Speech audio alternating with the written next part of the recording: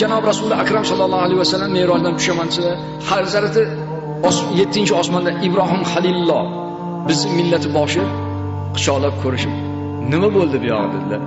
Ya Ibrohim Halilulloh, Alloh taolo meni va ummatlarimga 50 mahal namozni farz qildi deganda, yo.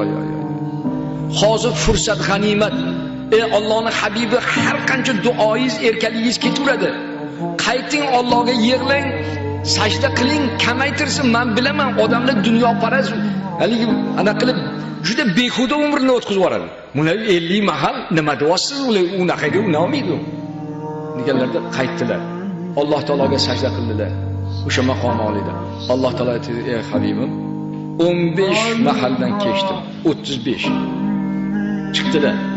Ha, yo. 35 ham ko'plik qiladi. Qayting.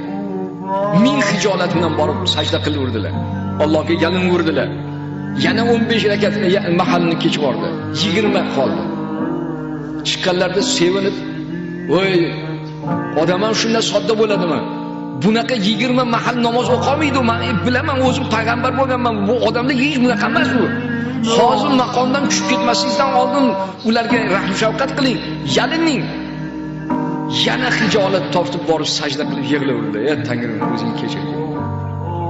Ey Parvardigor Alloh, men beadab kechirgin" deganda, "Ey meni habibim, o'rningdan tur" dedi Alloh. Bu insoniyatlar mening mulkim-ku, buni bironta zot yarata olmaydi. Ota-ona tilni ham yamaydi. Agar Alloh nutfa solmasa, urug'ini solmasa, biz u chaqaloqni bir tukuni ham yarata olmaymiz. O mulk mening mulkim deyapti. Meni san'atim, hali sen mening mulkim ustida shunaqa hijolat bo'lasan. Mening rahmatlarim bo'lsin senga. Sen hijolat topma. Yana 15 dan kech bordim. 5 vaqt qoldi.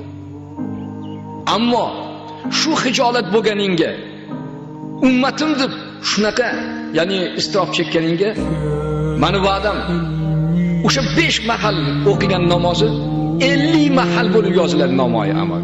Ya'ni bir yaxshilikka 10 yaxshilik yozaman, bir yomonlikka 1 yomon. Muborak bo'lsin.